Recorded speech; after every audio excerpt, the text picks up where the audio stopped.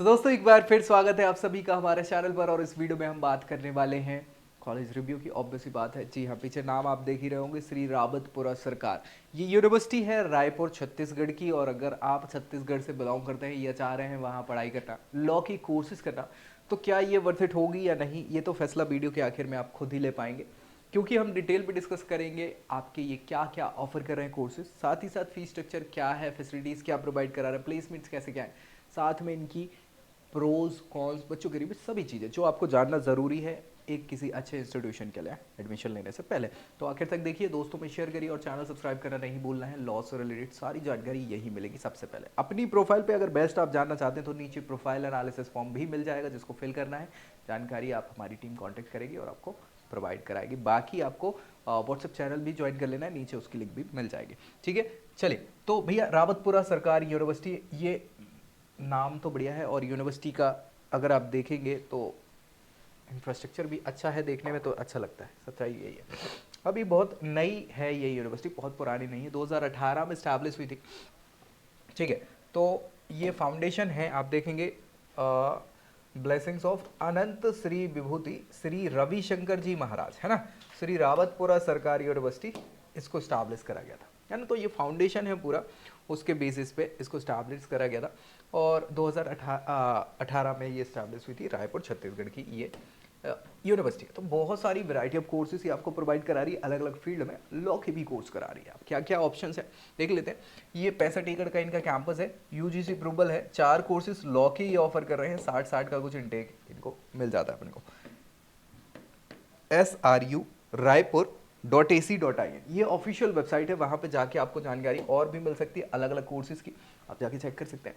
Courses की बात करें तो ये 4 courses, 2 integrated 5 year program, BA LLB और BCom LLB 5 ईयर प्रोग्राम है ये, है ना।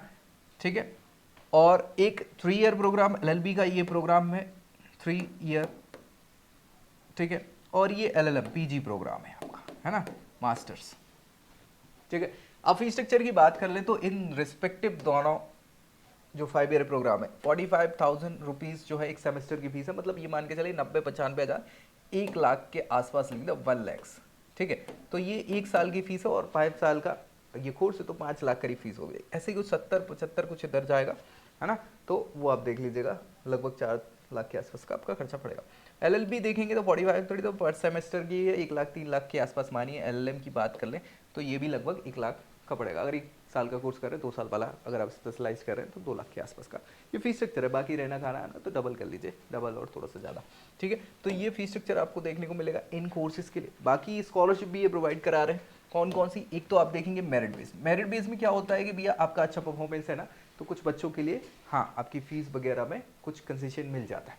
दूसरा है नीड बेस्ड। नीड बेस्ड में आपकी फैमिली की ऑल टोटल एनुअल इनकम कम है, कुछ क्राइटेरियाज रहते हैं, 5 लाख 6 लाख 3 लाख डिपेंड करता है, तो उसके बेसिस पे कुछ आपके फीस स्ट्रक्चर में आपको वेव ऑफ कर दिया जाता है। टैलेंट बेस्ड स्कॉलरशिप की आपके टैलेंट पे डिपेंड करती है, अलग अलग टैलेंट्स के ऊपर डिपेंड करती है, स्पोर्ट्स फैसिलिटी और बाकी सारी चीज़ों के। तो अनप्रिविलेज स्टूडेंट के लिए भी स्कॉलरशिप्स रखी हुई हैं और रिसर्च और इनोवेशन की फील्ड के भी कुछ स्कॉलरशिप रखी है, अगर आप ऐसा करते हैं, मतलब ये PhD प्रोग्राम के हिसाब से बात चले।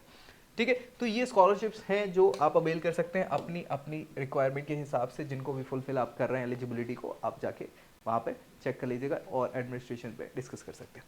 प्लेसमेंट्स की बात कर लें तो बहुत अच्छे प्लेसमेंट्स इनके नहीं है, सच्चाई तो मैं बताऊं, क्योंकि यार अभी बहुत ही नया इंस्टीट्यूशन है, कहाँ से इनके प्लेसमेंट हो गए। एक आध बैच अभी निकला हुआ है, 2.5 से 3 का यहाँ पे देखेंगे तो एवरेज, और 11 का हाईएस्ट जरूर गया था, लेकिन ये भी मुझे लगता है लॉ का नहीं है ना।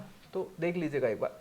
फैसिलिटीज़ जो प्रोवाइड करा रहे हैं वो बहुत सारी है, जैसे हॉस्टल फैसिलिटी सेपरेट बॉयज़ और गर्ल्स के लिए, स्पोर्ट्स है, इंडोर आउटडोर दोनों फैसिलिटी, जिम्नेजियम है ताकि भैया अपने आप को, लेकिन ये ज़्यादातर बच्चे प्रेफर करते नहीं, कुछ समय तो करते फिर नहीं करते। स्विमिंग पूल की व्यवस्था है, लेकिन क्या ही करोगे स्विमिंग पूल। ठीक है, हेल्थ केयर फैसिलिटीज़ ज़रूरी है ऑन कैंपस में ही, है ना। कैफेटेरिया है, ठीक है, बहुत सारी फैसिलिटी मिल जाती है, लेकिन खाने की क्वालिटी वो मेंटेन नहीं कर पाते हैं, कई बार दिक्कत होती है। ऑडिटोरियम की बात करें तो इवेंट्स वगैरह के लिए, सेमिनार वगैरह के लिए पर्याप्त व्यवस्था है। पार्किंग की व्यवस्था भी है, लेकिन मैक्सिमम बच्चे जो है वो अभी तो फिलहाल शुरुआत में अपने ही उससे जाते हैं व्हीकल्स वगैरह से, और फिर ऑटो रिक्शा वगैरह, तो बस का काम भी है, तो देख लीजिएगा। ये सब फैसिलिटीज़, ये बेसिक सी फैसिलिटीज़ हैं जो हर जगह मिल जाती हैं, तो ऐसी कोई बहुत खास तो फैसिलिटी नहीं है, लेकिन ठीक है, बढ़िया। प्रोज में देख लेते हैं कुछ अच्छाइयाँ क्या कह रहे हैं कि अफोर्डेबल फीस है, ठीक है, मान लेते हैं। अफिलिएशन रिकॉग्निशन भी ठीक है। एक्सपीरियंस फैकल्टी, ये एक्सपीरियंस फैकल्टी कहाँ से, केवल कागजों में। डिसेंट इंफ्रास्ट्रक्चर ठीक है। इंटर्नशिप और प्लेसमेंट अपॉर्चुनिटी, यार अभी ऐसी कुछ बहुत अच्छी नहीं है, खास नहीं है, लेकिन हाँ समय के साथ साथ कोलैब वगैरह करके ये अच्छा कर सकते हैं। लोकेशन भी रायपुर छत्तीसगढ़ की कैपिटल सिटी है, तो देख लीजिएगा भैया, लेकिन बहुत अच्छा हम नहीं बोल सकते, है ना। हाँ ठीक है। होलिस्टिक डेवलपमेंट है, हाँ मतलब ये चौमुखी विकास आपका कराना चाहते हैं इस फील्ड में, मूड कोर्ट कॉम्पिटिशन वगैरह ये चलते रहते हैं, तो ठीक, क्या दिक्कत, बढ़िया। अच्छाइयाँ बताइए, अब कमियाँ और देख लेते हैं, वो ज़्यादा ज़रूरी है, कमियाँ, है ना। अच्छाइयाँ तो कोई भी बता दे, कमियाँ देख लो। कमियाँ यही हैं कि भैया नेशनल रिकॉग्निशन नहीं है, सच्चाई है, अभी नया है ना यार, तो कहाँ से होगा, कुछ है ही नहीं। Turnover inconsistent teaching quality, teachers की फैकल्टीज़ की, तो ये भी थोड़ा सा देखना पड़ेगा आपको, है ना। एडवांस लीगल रिसोर्सेज भी कमी है इनकी। इसके अलावा प्रैक्टिकल एक्सपोजर तो है ही नहीं, है ना। इंफ्रास्ट्रक्चर की लिमिटेशन, क्योंकि देखने में तो अच्छा लग रहा है, लेकिन यार हमें जो अपने लिए चाहिए है वो तो है ही नहीं, है ना। स्मॉल अलमनाई नेटवर्क, ये स्मॉल का भी तो है ही नहीं भाई, स्मॉल कहाँ से, एक आध दो बैच निकले तो अभी कुछ स्मॉल होता है क्या। एक्स्ट्रा करिकुलर अपॉर्चुनिटी जो है लॉ की फील्ड में बहुत कम है, तो ये चीज़ों को गौर करना है, और इन सारी चीज़ों से हमारा ओवरऑल डेवलपमेंट होगा, जो है ही नहीं, तो फिर क्या मतलब।